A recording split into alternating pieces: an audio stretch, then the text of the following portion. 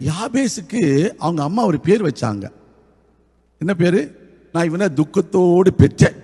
யாபேஸ் அப்படி வரும்போதே இந்த வருது பாரு, துக்கம் வருது, துக்கம் வருது, துக்கம் வருது, வீட்டு கதை வட வருது. இந்த ஊர்ல சொல்லுவாங்கல்ல, சொல்ல பேரை சொல்லிட்டு அது வருது வருது, கதை மூடு கதை மூடுன்னு சொல்லுவாங்கல்ல. சிரிக்கிறாங்கல்ல, கேட்டா தெரிஞ்சு உங்களுக்கு எல்லாம் சிரிக்க போல. அந்த மாதிரி பேர் வைக்க கூடாது. அவனை பார்த்து என்ன அந்த வசனம் பார்த்தீங்கன்னா 1 நாளாகமம் 4ஆம் அதிகாரம் 10வது வசனத்தை வாசிக்கும் பொழுது அங்க யாபேசு ஜெபிக்கிறான். அவன் என்ன தெரியுமா ஜெபிக்கிறான்?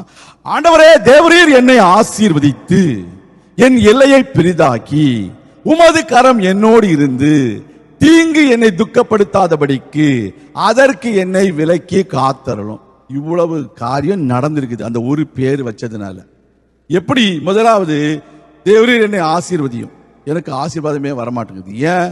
எங்க போனாலும் என்னைய இந்த துக்கம் வருது. போங்க, துக்கம் ஏன் வீட்டுக்குள்ள ஏறாத, நடையில ஏறாத, வீட்டில் ஏறாத, இந்த கம்பெனியில் ஏறாத, இந்த ஆஃபீஸில் ஏறாத, என் வயலில் ஏறாத, துக்கம் போ துக்கம் அப்படின்னு ஆசீர்வாதமே இல்லாம போயிடுச்சு யாபேசுக்கு. என் பேரு துக்கம் அப்படின்னு. 2வது, எல்லையை பெரிதாக்கி. ஏன்னா யாரும் வீட்டுக்குள்ள சேர்த்த மாட்டாங்க.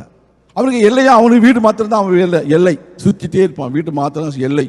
ஆனா ஆண்டவர் எல்லையை பெரிதாக்க வேண்டும் என்று ஜெபிக்கிறோம். எங்க போனாலும் என்னைய எல்லாரும் என்னை ஏற்றுக்கொள்ளணும்.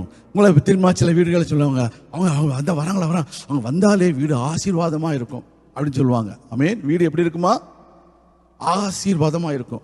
ஆனா வர சொல்லு, அவங்கள வர சொல்லு, அவங்க வந்தா வீட்டுல ஆசீர்வாதம். அப்ப நம்ம அவங்களோட எல்லை எங்க இருக்குது?